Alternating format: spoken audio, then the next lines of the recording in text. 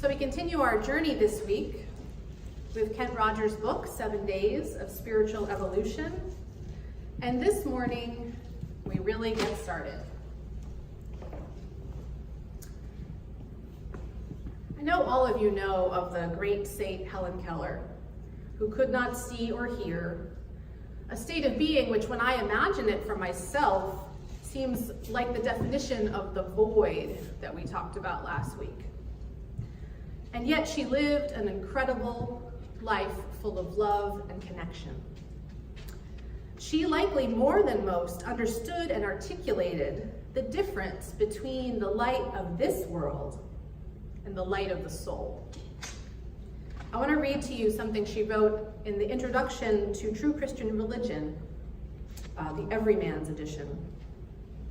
She wrote, "The only really blind are those who will not see the truth, those who shut their eyes to the spiritual vision.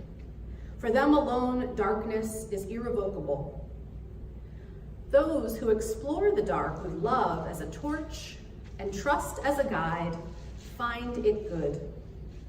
Blind people who have eyes know that they live in a spiritual world inconceivably more wonderful than the material world that is veiled from them." There is a light for those of us who have working physical eyes that we experience in this material world. The lights that we switch on to brighten a dark room, the sun's rays.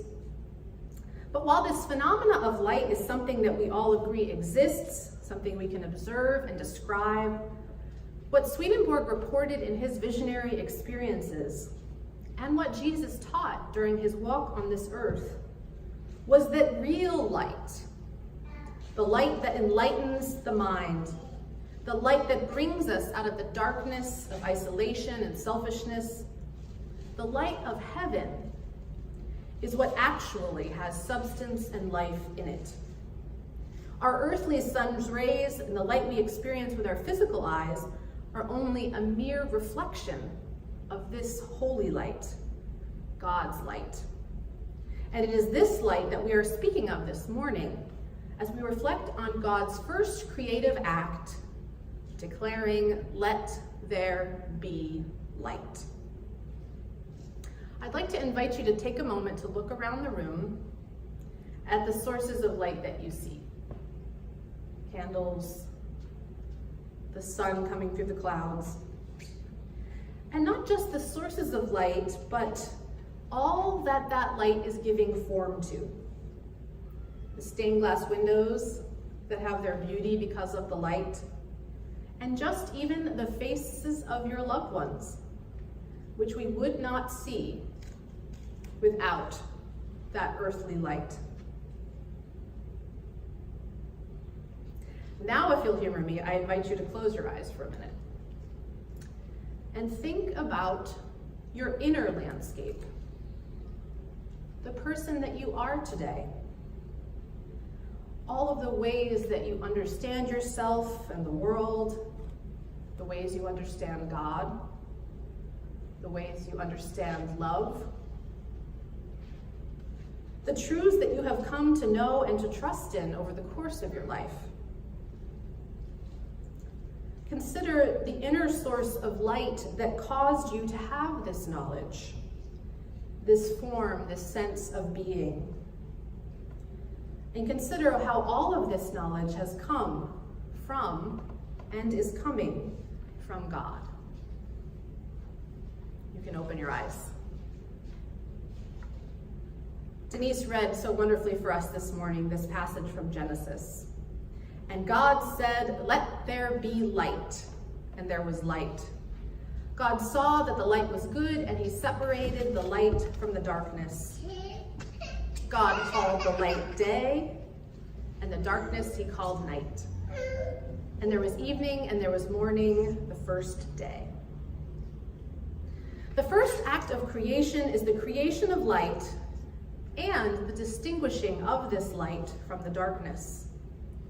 And the first act of our spiritual evolution, of growing out of a state of self-centeredness, of materialism and selfishness, is the entrance of light into our spiritual landscape. the dawning understanding of what it is to be illumined by God's life, instead of operating in the shadows of our selfish existence. We heard it last week in our reading, and we heard it again this week, that before this creative act, a wind from God hovered over the face of the waters. While that light enters in the moment, it is always, God's presence is always hovering and waiting, always ready to enter in, but leaving us in freedom to say yes. And when we say yes, just like when you flip on a light switch, instantaneously the room is filled with light. As soon as we lift the curtain, as soon as we flip the switch, as soon as we pull our head out from under the covers, the light comes in. It comes in, but sometimes it can be a bit discomforting when it first comes in, like that feeling when you walk out of a dark movie theater into a sunny, bright sky. On one level, there might be a sense of awe, a sense of awakening to the larger world with larger possibilities. Along with that is a difficult realization of how we had been living, how we had been treating others or treating ourselves before this light dawned.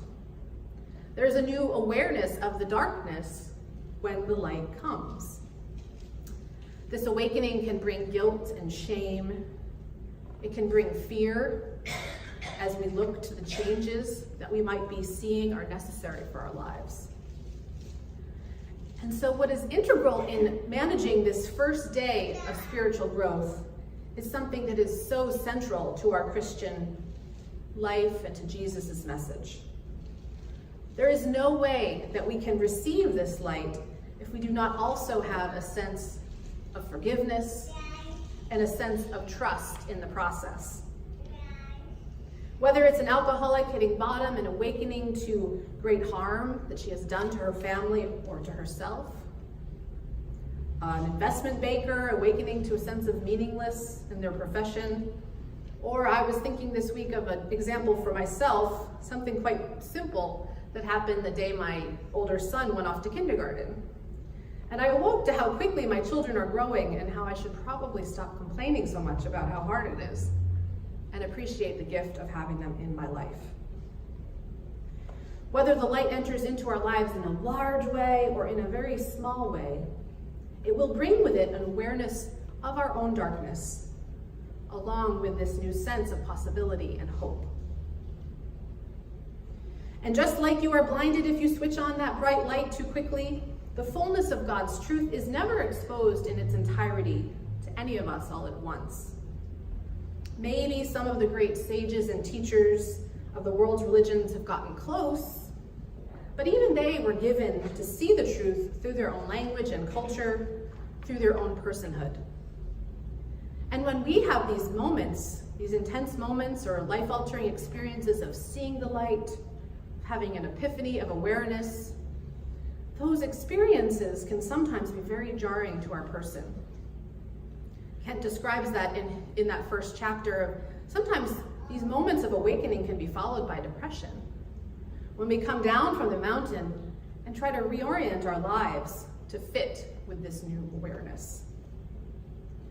This work of distinguishing between darkness and light begins the journey, but we don't complete this stage before we move on to day 2, before we get to next week.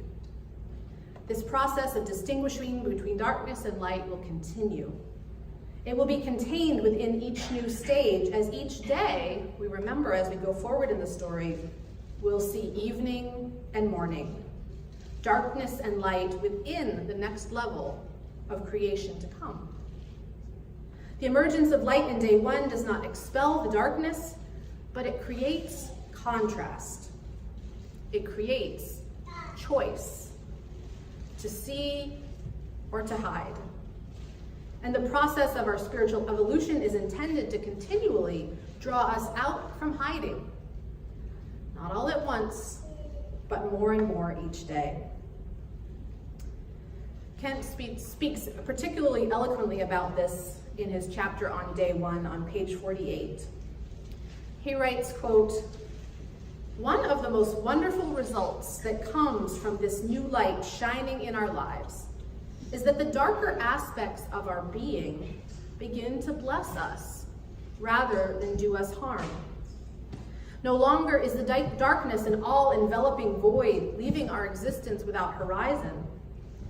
In relation to light, darkness functions as a catalyst for progress. Just as the literal day and night mark the forward motion of time, the alternating spiritual states of light and dark are needed for the evolution of our spirit. As we make our way on this creation journey, each of the 7 days will begin with evening and then morning.